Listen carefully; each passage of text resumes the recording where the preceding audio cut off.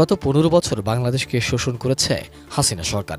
এই সময়ে বারবার যুক্তরাষ্ট্রের সাথে বৈরী সম্পর্ক তৈরি করেছে ভারত ঘেঁষা আওয়ামী সরকার। সেই ভারতই শেষ আশ্রয় হয়েছে বাংলাদেশ থেকে পালিয়ে যাওয়া আয়রন লেডি খ্যাত শেখ হাসিনার। আর যে ইউনুসকে পদ্মার পানিতে চুবাতে চেয়েছিলেন, সেই প্রফেসর ইউনুসই এখন বাংলাদেশের আশার প্রতীক। বাংলাদেশের ইতিহাসে প্রথমবারের মতো জাতিসংঘ সাধারণ পরিষদের অধিবেশনে বাংলাদেশ সরকার প্রধান এবং মার্কিন যুক্তরাষ্ট্রের প্রেসিডেন্টের মধ্যে দ্বিপাক্ষিক বৈঠক। আসসালামু আলাইকুম রহমতুল্লাহ। সবাই কেমন আছেন? আশা করি সবাই অনেক অনেক ভালো এবং সুস্থ আছেন। সবাইকে স্বাগতম জানাচ্ছি আমাদের আরেক নতুন ভিডিওতে। প্রতিদিনের মতো আমি আপনাদের সিরিয়াত ফারুকি আবারও চলে আসলাম নতুন একটা ভিডিও নিয়ে। আজকের ভিডিও টাইটেল এবং থাম্বনেল দেখে ইতিমধ্যেই বুঝতে পেরেছেন আজকে কি বিষয়টা নিয়ে কথা বলবো। আজকে যে বিষয়টা নিয়ে কথা বলবো খুবই গুরুত্বপূর্ণ একটা বিষয়। তো দর্শক, ইতিমধ্যে আপনারা সবাই ভিডিওর শুরুতেই কিছু অংশ দেখেছেন ভিডিওর। একটু পরে আমরা ভিডিওর বাকি অংশগুলো দেখবো। তার আগে আপনাদের কাছে ছোট একটি অনুরোধ জানিয়ে রাখতে চাই, যারা আমাদের ফারুকি অনলাইন ইউটিউব চ্যানেলটিতে এখনো আছেন প্লিজ দরকার আমাদের চ্যানেল সাবস্ক্রাইব করে সাথে থাকবেন। আর বেশি কথা বাড়াচ্ছি না, আমরা ভিডিওর বাকি অংশগুলো একটু দেখে আসবো। বাংলাদেশের ইতিহাসে প্রথমবারের মতো জাতিসংঘ সাধারণ পরিষদের অধিবেশনে বাংলাদেশ সরকার প্রধান এবং মার্কিন যুক্তরাষ্ট্রের প্রেসিডেন্টের মধ্যে দ্বিপাক্ষিক বৈঠক। যারা প্রেস উইংয়ে রয়েছে, প্রধান উপদেষ্টা, সেখান থেকে আমাদেরকে জানানো হয়েছে যে এটি একটি ছিল historical meeting, historical bilateral meeting, অর্থাৎ ইতিহাসের একটি প্রথমবারের মতো এমন দ্বিপাক্ষিক বৈঠক হলো। এবং এই বৈঠকে কি কি অর্জন হয়েছে এটি নিয়ে কিন্তু এই মুহূর্তে বাংলাদেশের সকল মানুষের চিন্তা বা সকল মানুষের জানার আগ্রহের জায়গা এটি যে জো বাইডেন এবং ডক্টর ইউনূসের যে বৈঠকটি হলো, এই বৈঠকে মূলত বাংলাদেশ কি পেল। এবং এই বৈঠকে এমন একটি সময় হয়েছে যখন বাংলাদেশের একটি কর্তৃত্ববাদী সরকারের পতনের পর যখন সেই সরকার প্রধান দেশ ছেড়ে পালিয়ে গেছেন, তখন দেশে একটি অন্তর্বর্তীকালীন সরকার দেশ পরিচালনা করছে এবং দেশে নানান ধরনের সংকট রয়েছে, নানান ধরনের আর্থিক সংকট রয়েছে, দুর্নীতির একটি বড় জায়গা থেকে দেশ উত্তরণের চেষ্টা করছে। ঠিক তখনই কিন্তু এই বিশ্বের সবচেয়ে ক্ষমতাধর দেশের প্রধান ব্যক্তির সঙ্গে বাংলাদেশের প্রধান উপদেষ্টা বৈঠকটি হলো। তো এই বৈঠকে খুব স্পষ্ট করেই জো বাইডেন বলেছেন যে তিনি শব্দ ব্যবহার করেছেন ফুল সাপোর্ট, অর্থাৎ বাংলাদেশের বর্তমান যে অন্তর্বর্তীকালীন সরকার রয়েছে সেই সরকারের প্রতি জো বাইডেন সরকারের পূর্ণ সমর্থন রয়েছে বলে তিনি খুব স্পষ্ট করে সেই বৈঠকে কিন্তু ডক্টর মোহাম্মদ ইউনূসকে জানিয়েছেন। সেখানে আরেকটি কথা বলেছেন, তিনি বলেছেন যে রিবিল্ড, বাংলাদেশকে নতুন করে গঠন করতে তিনি যে শব্দটি ব্যবহার করেছেন রিবিল্ড, তার অর্থ দ্বারা বাংলাদেশে এখন যে একটি ভঙ্গুর অবস্থার মধ্যে রয়েছে, আওয়ামী লীগ সরকার বাংলাদেশকে যে একটি খাদের কিনারায় রেখে চলে গিয়েছে, সেখান থেকে ঘুরে দাঁড়াবার জন্য বাংলাদেশকে যা যা দরকার, অর্থনৈতিক বিনিয়োগ, বাণিজ্য কিংবা জিএসপি সুবিধা ফিরিয়ে দেয়া, সেগুলোও দিকেও তিনি মনোযোগ দিবেন। বাংলাদেশ যাতে নতুন করে ঘুরে দাঁড়াতে পারে তার জন্য সব আয়োজন জো বাইডেন করবেন বলে এই বৈঠকে জানিয়েছেন ডক্টর মোহাম্মদ ইউনূসকে।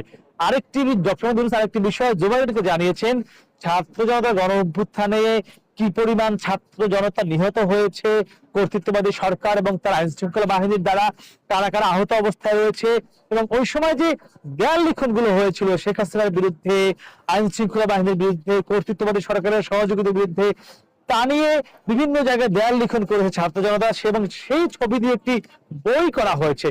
সেই বইটিও কিন্তু আজকে ডক্টর মোহাম্মদ ইউনূস জো বাইডেনকে উপহার দিয়েছেন এবং সেই বইটি দেখে কিন্তু তিনি বলেছেন যে এখানে আসলে অনেক কিছু রয়েছে। আমরা দেখেছি বৈঠকে ডক্টর মোহাম্মদ ইউনূসকে যেভাবে কাছে টেনে নিয়েছেন জো বাইডেন, তার মাধ্যমে কিন্তু একটি বিষয় স্পষ্টই হয় যে ডক্টর মোহাম্মদ ইউনূসের সঙ্গে জো বাইডেনের শুধুমাত্র রাষ্ট্রপ্রধান হিসেবেই সম্পর্ক না, তাদের মধ্যে একটি বন্ধুত্বপূর্ণ সম্পর্ক রয়েছে। আমরা এই সামগ্রিক আজকের ডক্টর মোহাম্মদ ইউনূসের সঙ্গে যে জো বাইডেনের বৈঠকটি হলো, এটি কি কি হলো, বাংলাদেশ কি পেল, বাংলাদেশের অর্জন কি, টেকসই কিছু পেল কিনা, এ নিয়ে একটু কথা বলতে চাই। এখন টেলিভিশনের সাবেক অ্যাসাইনমেন্ট ডেস্ক ইনচার্জ বিশেষ প্রতিনিধি ছিলেন, যিনি এখন প্রবাসে সাংবাদিকতা করছেন, নিউ ইয়র্কে সাংবাদিকতা করছেন, আমার সঙ্গে রয়েছেন এহসান জুয়েল। আমরা একটু তার সাথে কথা বলতে, তিনি আমার সঙ্গে রয়েছেন। যদি আপনি আজকে যখন এই বৈঠকটি হয়েছে, আপনি জানেন যে প্রায় আধা ঘন্টা ব্যাপী বৈঠকটি হয়েছে, তো সেই বৈঠকটির সময় আপনি ওখানে ছিলেন, যদিও আমাদের ভিতরে অ্যাক্সেস ছিল না, আমরা বাইরে ছিলাম, আপনি ছিলেন, আমরা ছিলাম।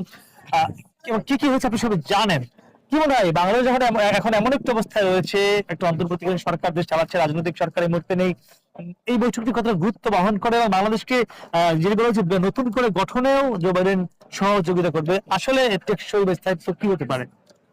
রাকিব, গত বছরের জাতিসংঘের একটা উদাহরণ দিয়ে বলতে চাই এই বৈঠকটার গুরুত্বটা। জো বাইডেন অর্থাৎ আমেরিকার যিনি প্রেসিডেন্ট থাকেন, প্রথা অনুযায়ী তিনি যখনই জেনারেল ডিবেটটা শুরু হয় তার প্রথম দিনে তিনি বক্তব্য রাখেন এবং একটা দিনই আসলে তিনি জাতিসংঘে কাটান, যেহেতু তার সময় অনেক বেশি গুরুত্বপূর্ণ।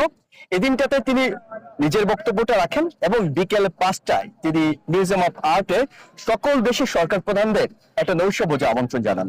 গত বছরের কথা যেটি বলছিলাম, বাংলাদেশের সর্বোচ্চ অর্জন ছিল গত বছর জো বাইডেনের সেই নৈশভোজে অন্যান্য সকল রাষ্ট্রপ্রধানদের সঙ্গে গিয়ে বড়জোর একটি সেলফি তোলা।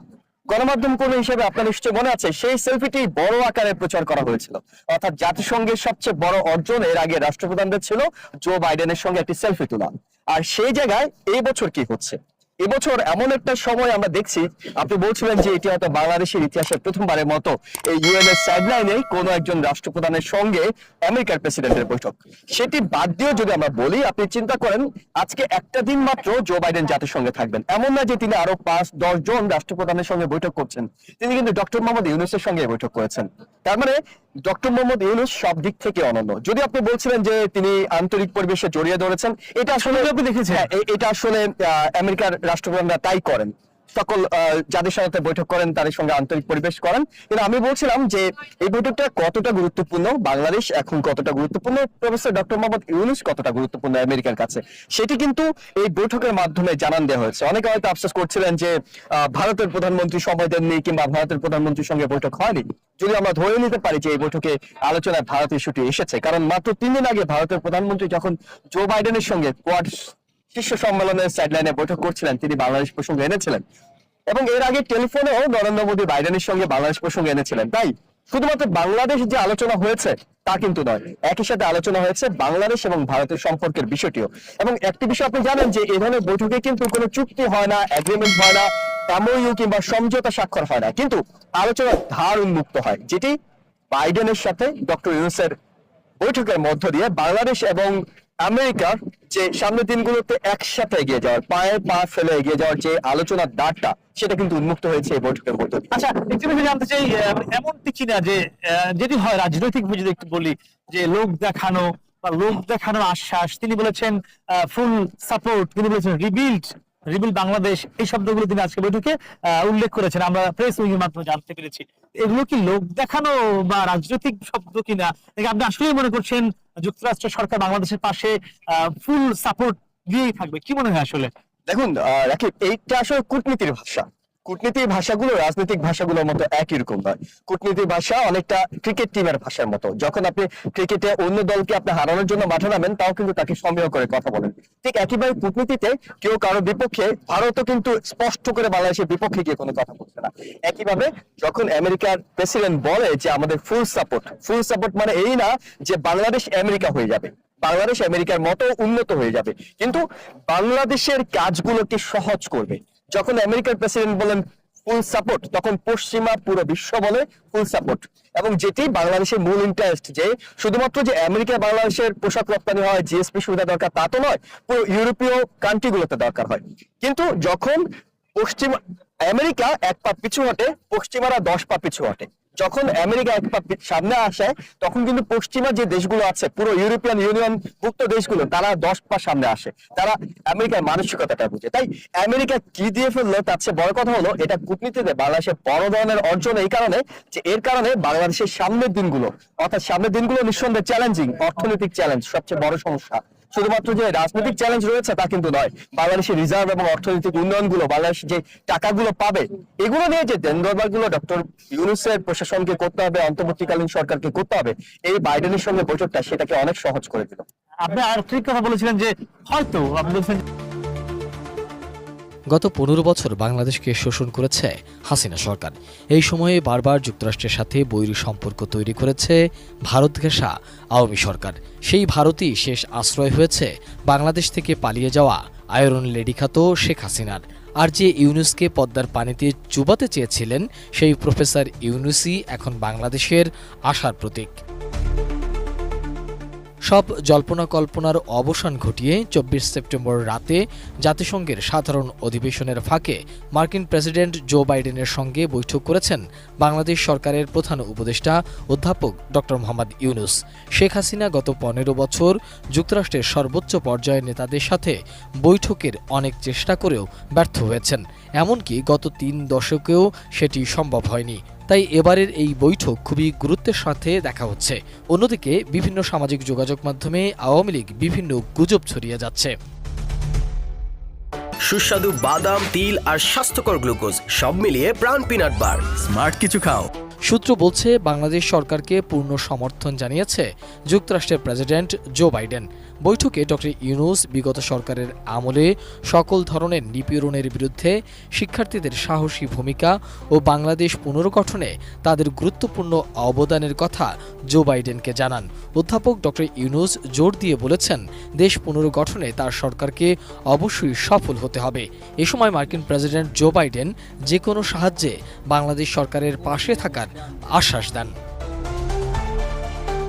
প্রেসিডেন্ট বাইডেন বলেছেন, শিক্ষার্থীরা যদি দেশের জন্য এত ত্যাগ স্বীকার করতে পারে তাহলে তাদের পূর্ণ সহযোগিতা করা উচিত।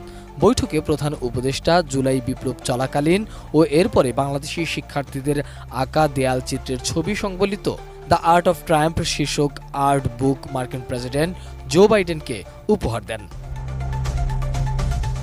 জাতিসংঘ সাধারণ পরিষদের অধিবেশন চলার ফাঁকে কোনো দেশের শীর্ষ নেতাদের সঙ্গে যুক্তরাষ্ট্রের প্রেসিডেন্টের দ্বিপাক্ষীয় সাক্ষাৎ প্রায় বিরল। গত ৩ দশকে জাতিসংঘের অধিবেশনের ফাঁকে বাংলাদেশের কোনো শীর্ষ নেতার সঙ্গে যুক্তরাষ্ট্রের প্রেসিডেন্টের কোনো বৈঠক হয়নি। বাংলাদেশের রাষ্ট্র ও সরকার প্রধানদের সঙ্গে সবসময় যুক্তরাষ্ট্রের প্রেসিডেন্টের সংবর্ধনায় দেখা হয়েছে, কথা হয়েছে। নিউ ইয়র্কে ডক্টর ইউনূসের সঙ্গে জো বাইডেনের বৈঠকের তাৎপর্য নিয়ে জানতে চাইলে বাংলাদেশের একাধিক কূটনৈতিকরা বলছেন, গত ৮ আগস্ট অন্তর্বর্তী সরকার দায়িত্ব নেয়ার পর যুক্তরাষ্ট্রের উচ্চ পর্যায়ের প্রতিনিধি দল ১৫ সেপ্টেম্বর ঢাকা সফর করে গেছেন। ২ সপ্তাহের মাথায় প্রেসিডেন্ট জো বাইডেন বৈঠক করেছেন অন্তর্বর্তীকালীন সরকারের প্রধান উপদেষ্টার সঙ্গে। রাজনৈতিক পট পরিবর্তনের পর বিভিন্ন খাতের সংস্কার সহ বাংলাদেশের সামনের দিকে অগ্রযাত্রায় যুক্তরাষ্ট্র যে সব ধরনের সহযোগিতা করবে, নিউ ইয়র্কের এই বৈঠক তারই ইঙ্গিত দিচ্ছে বলে মনে করছেন তারা। প্রিয় দর্শক, এই বিষয়টা নিয়ে আপনার মতামত জানতে চাই, কমেন্ট সেকশনে জানাতে ভুলবেন না। আমাদের চ্যানেলে নতুন থাকলে চ্যানেল সাবস্ক্রাইব করে সাথে থাকবেন। এই বিষয়টা নিয়ে আপনার প্রতিক্রিয়া দ্রুত কমেন্টে জানিয়ে ফেলুন। দেখা হবে কোনো ভিডিওতে। ভালো থাকবেন, সুস্থ থাকবেন।